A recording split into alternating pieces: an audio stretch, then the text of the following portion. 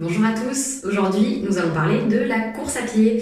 Effectivement, en ce moment on est en confinement et beaucoup de personnes donc, se mettent à pratiquer la course à pied ou pour ceux qui la pratiquent, peut-être la pratiquent un peu plus que d'habitude. Et donc on va voir quelques règles simples pour conserver au mieux ses articulations lors de la pratique de ce sport. Alors certes, la course à pied est un bon sport, il fait travailler le système cardiovasculaire, il est très complet.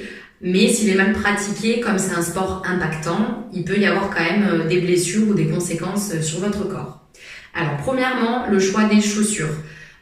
Des chaussures adaptées pour la course à pied, qui peuvent être plus ou moins adaptées en fonction de votre posture au niveau des pieds. Et on pense à les changer régulièrement, maximum tous les 600 km pour une paire de chaussures, pour avoir le meilleur amorti possible. Ensuite, on va parler de la foulée. Alors, plusieurs choses. Déjà, votre appui au sol lors de la course. Pour limiter l'impact au niveau articulaire quand vous courez, il vaut mieux venir courir en posant seulement le médio et l'avant-pied et à aucun moment le talon. Car quand on vient courir et qu'on fait poser le talon en premier, il y a plus d'impact au niveau articulaire. L'amorti est bien meilleur quand on court sur l'avant du pied. Donc, on va favoriser ce type de foulée-là pour la course à pied.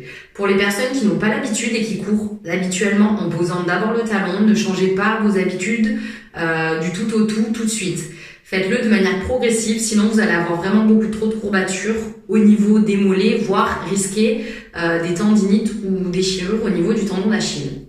Donc, si vous voulez changer votre foulée, vous commencez par alterner, par exemple, 30 secondes avec la course normale, donc avec le talon, 30 secondes en posant l'avant-pied, et vous le faites de manière progressive. Ensuite, on va parler de la longueur de la foulée, qui a aussi un impact important. Quand on court, pour limiter l'impact au niveau articulaire, on va favoriser une foulée courte, mais rapide. Et non sur une grande amplitude. Les grands pas, en fait, quand on fait des grands pas, quand on court, il va y avoir plus d'impact au niveau de vos articulations. Donc, on favorise des petits pas, mais avec une cadence qui va être plus élevée. Donc déjà, avec ces principes-là, vous allez vraiment limiter l'impact au niveau articulaire. Et donc, vous pouvez courir plus sereinement, avec moins de risque de blessure. J'espère que ces conseils vous seront utiles. À bientôt.